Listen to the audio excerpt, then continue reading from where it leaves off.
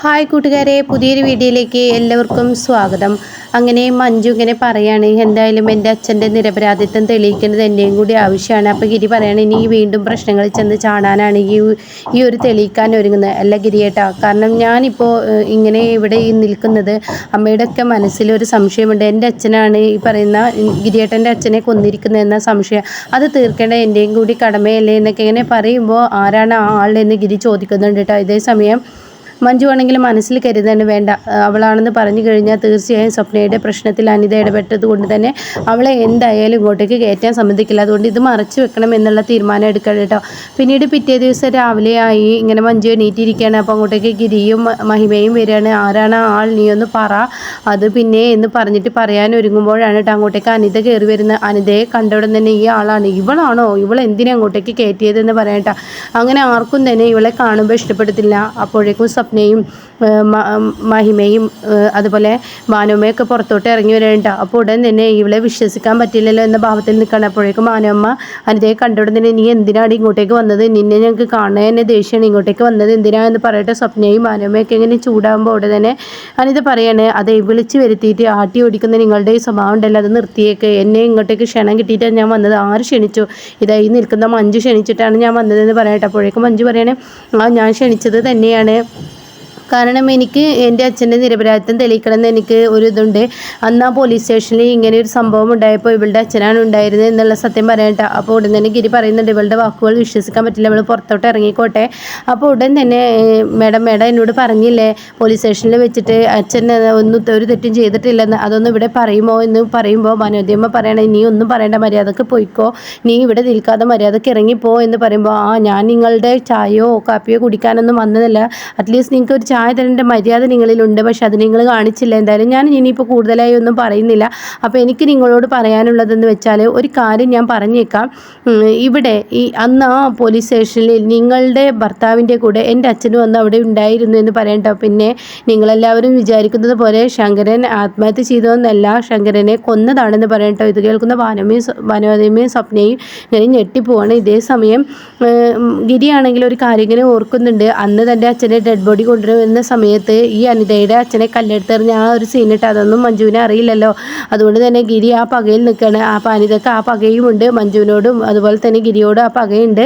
അങ്ങനെ ഇങ്ങനെ തുറിച്ച് നോക്കുകയാണ് കേട്ടോ. ഈ സമയം ആരെ കൊന്നതെന്ന് അറിയണ്ടേ, ഇവളുടെ അച്ഛനാണ് കൊന്നതെന്ന് പറയുമ്പോൾ മഞ്ജു അങ്ങ് ദേഷ്യപ്പെടേണ്ട, എന്താടി നീ പറഞ്ഞത്, എന്നെ എടിപൊടി എന്നൊന്നും വിളിക്കണ്ട, ഞാൻ നിൻ്റെ ആരാണെന്ന് എനിക്കറിയില്ല, നിന്നൊക്കെ ഉയർന്ന പോലീസുകാരിയാണ്, അതുകൊണ്ട് തന്നെ മര്യാദക്ക് സംസാരിച്ചോ, എൻ്റെ കോളറിൽ നിന്ന് കൈയെടുക്കുക എന്നൊക്കെ ഇങ്ങനെ പറഞ്ഞ് ചൂടാകുമ്പോൾ അവിടെ ഭാനുമതിയമ്മക്ക് ദേഷ്യം പിടിക്കുകയാണ് കേട്ടോ. കഷ്ടമുണ്ട് എന്നിങ്ങനെ പറഞ്ഞിട്ട് ഭാനുമതിയമ്മ അവിടെ നിന്ന് പോവാണ്, സ്വപ്നയെ അവിടെ നിന്ന് പോവാണ്. ഇതേ സമയം മനഃപൂർവ്വം നീ എൻ്റെ അച്ഛനെ ഇതിൽ പ്രതിയാക്കി പറയണ്ട എന്ന് മഞ്ജു പറയുന്നുണ്ട്. അപ്പോഴേക്കും ഗിരിയൊക്കെ പോക്ക് കഴിഞ്ഞു കേട്ടോ. അങ്ങനെ മഞ്ജുവിന് ദേഷ്യം പിടിക്കണം, എന്തിനാ മേഡം എന്നോട് ഇങ്ങനെ ക്രൂരത ചെയ്തത്, മേഡം പോലീസ് സ്റ്റേഷനിൽ വെച്ചിട്ടല്ലല്ലോ അങ്ങനെയൊക്കെ ചെയ്തത്, അതെ എൻ്റെ അച്ഛനെ ഇങ്ങനെ ഇന്ന് ഈ അവസ്ഥയിലാക്കിയത് ജോലിയും കൂലിയും ഇല്ലാതെ എൻ്റെ അച്ഛൻ അലേണ്ടി വന്നത് നിൻ്റെ അച്ഛൻ ഒറ്റരുത്തിയാണ്, അതിൻ്റെ പ്രതികാരം എനിക്ക് ചെയ്യണം, അത് കിട്ടിയത് ഞാനങ്ങ് ചെയ്തു എന്ന് പറയണ്ട. എന്നിട്ട് അവിടെ നിന്ന് അങ്ങ് പോകുമ്പോൾ മഞ്ജുവിന് ദേഷ്യം പിടിച്ച് വീണ്ടും മഞ്ജു ഇങ്ങനെ ചൂടാകുമ്പോൾ, നീ ഒരു കാര്യം ചിന്തിച്ചോ, ഞാൻ നിൻ്റെ ആരാണെന്ന് അത് ചിന്തിച്ചാൽ നിനക്ക് നന്ദി എന്ന് പറയണേ. അങ്ങനെ മഞ്ജു സങ്കടത്തോടു കൂടി അകത്തോട്ട് കയറി വരുമ്പോൾ ഭാനുമതിയമ്മ പറയണേ, നീ എൻ്റെ ഭർത്താവിനെ കൊന്നുവെന്ന് അറിഞ്ഞിട്ടും നിൻ്റെ വയറ്റിൽ എൻ്റെ മകൻ്റെ കുഞ്ഞുണ്ടെന്ന് അറിഞ്ഞിട്ടും ഞാൻ എല്ലാ വിഷമങ്ങളും ഉള്ളിലൊതുക്കി നിന്നെ സ്നേഹിച്ചു വരികയായിരുന്നു, അതിനിടയ്ക്ക് വീണ്ടും ഓർമ്മപ്പെടുത്താൻ ഇങ്ങോട്ടേക്ക് കൊണ്ടുവന്നതല്ലേ. അപ്പോഴേക്കും സ്വപ്നയും പറയാണ്, കൊണ്ടുവന്നതല്ലേ, ഞങ്ങൾക്ക് എല്ലാവർക്കും അറിയുന്ന കാര്യമാണ് നിൻ്റെ അച്ഛനാണ് കൊന്നതെന്ന്. അപ്പോൾ ഉടൻ തന്നെ മഹിമ പറയണേ, എൻ്റെ അച്ഛൻ ഒരിക്കലും അങ്ങനെ ചെയ്യില്ല. അപ്പോൾ തന്നെ സ്വപ്ന പറയാണ്, അങ്ങനെ ചെയ്തില്ലെങ്കിൽ ഇപ്പം നിൻ്റെ ചേച്ചി തന്നെയല്ലേ ഇവിടെ ഒരാളെ കൊണ്ടുവന്ന് അങ്ങനെ പറയിപ്പിച്ചത്, ഞങ്ങളെല്ലാവരും മറന്നും നിങ്ങളങ്ങനെ സ്നേഹിച്ച് തുടങ്ങുകയാണ്. അപ്പോഴേക്കും ഗിരി അതിൽ ഇടപെടാണ്, നീ ചെയ്ത ഒരിക്കലും ശരിയായില്ല മഞ്ജു, നീ ഇത് ചെയ്യരുതായിരുന്നു, ഞങ്ങളുടെ മനസ്സിൽ നിന്നെല്ലാം മായ്ക്കാൻ ശ്രമിക്കുമ്പോൾ നീ ഇത് ചെയ്യരുതായിരുന്നു എന്ന് പറഞ്ഞ് അവിടെ നിന്ന് ഭാനുമതിയമ്മയും സ്വപ്നയും ഗിരിയൊക്കെ പോകുമ്പോൾ മഞ്ജുവിനെ സങ്കടപ്പെടുന്നു കാണുമ്പോൾ മഹിമ, എന്തിനാ ചേച്ചി ഈ വേണ്ടാത്ത പ്രവൃത്തിക്ക് നിന്നത്, മോളെ നമ്മുടെ അച്ഛൻ്റെ നിരപരാധിത്വം തെളിയിക്കണം നമ്മുടെ ആവശ്യമല്ലേ, കാരണം എല്ലാവരും നമ്മളെ ഉറ്റുനോക്കിക്കൊണ്ടിരിക്കുന്നത് ഈ അച്ഛനാണ് ഇവരുടെ അച്ഛനെ കൊന്നതെന്ന് ആ തെറ്റിദ്ധാരണ മാറ്റമെന്ന് എനിക്ക് തോന്നി, അതുകൊണ്ടാണ് അവർ പോലീസ് സ്റ്റേഷനിൽ എന്നോട് നല്ലപോലെ സംസാരിച്ചതാണ് അനിത, പക്ഷേ ഇവരിവിടെ വന്നപ്പോൾ ഇങ്ങനെയൊക്കെ ചെയ്യുമെന്ന് ഞാൻ ഒരിക്കലും പ്രതീക്ഷിച്ചില്ല. അപ്പോൾ ഉടൻ തന്നെ മഹിമ പറയണേ എന്തായാലും ഇപ്പം എല്ലാവരും എന്നോട് പഴയതുപോലെ ആയില്ലേ എന്നൊക്കെ ഇങ്ങനെ മഹിമയോട് പറയുമ്പോൾ മഹിമ പറയണേ ആര് പഴയതുപോലെ ആയതൊന്നും നോക്കണ്ട, ഭാനുവാദ്യമേ സ്വപ്നം എങ്ങനെ ആയിക്കോട്ടെ, പക്ഷേ ഗിരിയേട്ടൻ്റെ മനസ്സ് മാറ്റേണ്ട ഉത്തരവാദിത്തം എൻ്റെ ചേച്ചിക്കുണ്ട്, എൻ്റെ ചേച്ചി അങ്ങോട്ടേക്ക് ചെല്ലുമെന്ന് പറഞ്ഞു വിടുകയാണ് കേട്ടോ. അങ്ങനെ ഈ സമയം പിന്നീട് കാണിക്കുന്നത് രാത്രിയിലാണ്. രാത്രിയിൽ ഇങ്ങനെ അനിത ഗോപാൽജിയും ചാച്ചുവൊക്കെ ആയിട്ട് ഇങ്ങനെ സംസാരിക്കുകയാണ്. അപ്പോൾ ഗോപാൽജി പറയുകയാണ് നിനക്ക് വേണ്ട എല്ലാ സഹായങ്ങളും ഞാൻ ചെയ്തു തരും, എനിക്ക് അവരെ പിരിക്കുകയാണ് വേണ്ടത്, എന്തായാലും നീ നല്ല അടിപൊളി കളിയാണ് നീ കളിച്ചത്, അത് എനിക്ക് ഇഷ്ടപ്പെട്ടു. അപ്പോൾ ഉടൻ തന്നെ അനിത പറയണേ എനിക്ക് അവളോട് പ്രതികാരമുണ്ട്, കാരണം അവളുടെ അച്ഛൻ കാരണമാണ് എൻ്റെ അച്ഛൻ്റെ ജോലി പോയി, പിന്നെ മദ്യത്തിന് അടിമയായി എൻ്റെ അച്ഛൻ ഇങ്ങനെയൊക്കെ ചെയ്യേണ്ടി വന്നത് അവൾ ഒറ്റരുത്തി കാരണമാണ്. ആ ഒരു വിഷമം എൻ്റെ മനസ്സിലുണ്ട്, അത് ഞാൻ വെറുതെ വിടില്ല, അതുകൊണ്ടാണ് ഞാൻ പോയത് എന്നൊക്കെ ഇങ്ങനെ പറയാൻ കേട്ടോ.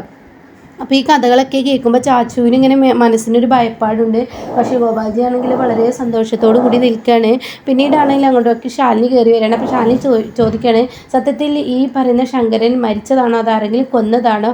അത് കേൾക്കുന്ന ഗോപാൽജിയും ചാച്ചു ഒന്ന് പേടിക്കുന്നുണ്ട്. ഉടൻ തന്നെ അനിത പറയാണ് അത് പിന്നെ അയാൾ തൂങ്ങി മരിച്ചതല്ലേ എന്നിങ്ങനെ അവിടെ പറയുകയാണ് കേട്ടോ. അപ്പോൾ ഉടൻ തന്നെ എന്തായാലും നീ പേടിക്കേണ്ട ശാലിനി, നിന്നെ പോലെ പക എനിക്ക് മഞ്ജുവിനോടുണ്ട്, ആ പക ഞാൻ അവളിൽ തീർക്കും, ഒരിക്കലും ഞാൻ അവൾക്കൊപ്പം കൂട്ടു നിൽക്കില്ല. അത് കേൾക്കുന്ന ഗോപാൽജിക്ക് ഒരുപാട് സന്തോഷമാവണം. അങ്ങനെ ഗോപാൽജി പറയണേ നീ ഇപ്പോൾ ചെറുതായിട്ടൊന്ന് മദ്യപിച്ചതല്ലേ, അതുകൊണ്ട് തന്നെ നീ ഇപ്പോൾ തൽക്കാലം എൻ്റെ വണ്ടി എടുത്ത് പോയിക്കോളൂ, എൻ്റെ വണ്ടിയിൽ ഡ്രൈവറുണ്ട്, അവർ കൊണ്ടാക്കി തരും, നീ വണ്ടി ഓടിച്ച് പോകണ്ട എന്നൊക്കെ ഇങ്ങനെ പറയുന്നു കേട്ടോ. പിന്നീടാണെങ്കിലും ഗിരിയുടെ അടുത്തോട്ട് മഞ്ജു ചെന്നിരിക്കുകയാണ്. അങ്ങനെ മഞ്ജു പറയാണ് ഗിരിയേട്ടാ ഞാൻ ഈ ഒരു പ്രശ്നത്തിന് ഒരു പരിഹാരം കണ്ടെത്തണം എന്നാണ് വിചാരിച്ചത്, എന്നിട്ട് കണ്ടെത്തിയോ? പ്രശ്നം കൂടുതൽ വഷളാക്കല്ലേ നീ ചെയ്തത്? പിന്നെ ഞാൻ എന്താ വേണ്ട ഗിരിയേട്ടാ? ആ അനിതയുടെ അച്ഛൻ അന്ന് നിങ്ങളുടെ അച്ഛൻ മരിക്കുന്ന സമയത്ത് അവിടെ ഉണ്ടായിരുന്നു, അത് എന്താണ് അതിൻ്റെ സത്യാവസ്ഥ എന്ന് അറിയിക്കേണ്ടത് എൻ്റെ ഉത്തരവാദിത്തമല്ലേ? എൻ്റെ അച്ഛൻ അവിടെ ഉണ്ടായിരുന്നില്ല എന്ന് തെളിയിക്കേണ്ടത് ഞങ്ങളുടെ ഉത്തരവാദിത്തമല്ലേ? ഇപ്പോൾ തെളിഞ്ഞോ? എന്നിട്ടിപ്പോൾ അമ്മയ്ക്ക് നിന്നോട് കൂടുതൽ ദേഷ്യമല്ലേ വന്നത് എന്നൊക്കെ ഇങ്ങനെ ചോദിക്കുമ്പോൾ ഗിരിയേട്ടൻ ഞാനൊന്ന് പറയട്ടെ, അമ്മ ഇപ്പോൾ എന്നെ ആത്മാർത്ഥമായിട്ടൊന്നും സ്നേഹിക്കുന്നില്ല, അമ്മ പേരക്കുട്ടിക്ക് വേണ്ടി മാത്രം എന്നെ സ്നേഹിക്കുകയാണ്, എന്നോട് ഒരുവിധ സ്നേഹവും ഇല്ലയെന്ന് എനിക്ക് മനസ്സിലാക്കാൻ കഴിഞ്ഞ കാര്യമാണ്, പിന്നെ ഞാനതൊക്കെ മറച്ചും സഹിച്ചും ക്ഷമിച്ചു നിൽക്കുന്നത് എന്ന് പറയുന്നത് ഈ പറയുന്ന ഗിരിയേട്ടൻ പറയുന്നത് പോലെ ഇന്നല്ലെങ്കിൽ നാളെ ഈ പ്രശ്നത്തിനൊരു പരിഹാരം കണ്ടെത്തണം, ആ പ്രശ്നത്തിനൊരു പരിഹാരമാണ് ഈ അനിത, എന്നിട്ടിപ്പോൾ അവൾ എൻ്റെ വന്നിട്ടുണ്ടായത് പഴയതുപോലെ തന്നെ കാര്യങ്ങളായില്ലേ? അല്ല ഗിരിയേട്ട, ഞാൻ പ്രസവിച്ച് കഴിഞ്ഞ കുഞ്ഞിനെ അമ്മ നന്നായി നോക്കും, പിന്നീട് വീണ്ടും തുടങ്ങും ചവിട്ടലും കുത്തലും എന്നെ കുറ്റപ്പെടുത്തലും ഒക്കെ, കാരണം അമ്മയെ വിധേയമാക്കിയത് എൻ്റെ അച്ഛനാണെന്നുള്ളൊരു തോന്നലുണ്ട്. അത് കേൾക്കുന്ന ഗിരി ചോദിക്കുകയാണ് ഇനിയിപ്പോൾ നീ ഇങ്ങനെ ഒരു പെണ്ണിനെ വിളിച്ചു കൊണ്ടുവരുന്നതെന്ന് നിനക്ക് എന്നോട് പറയായിരുന്നില്ലേ?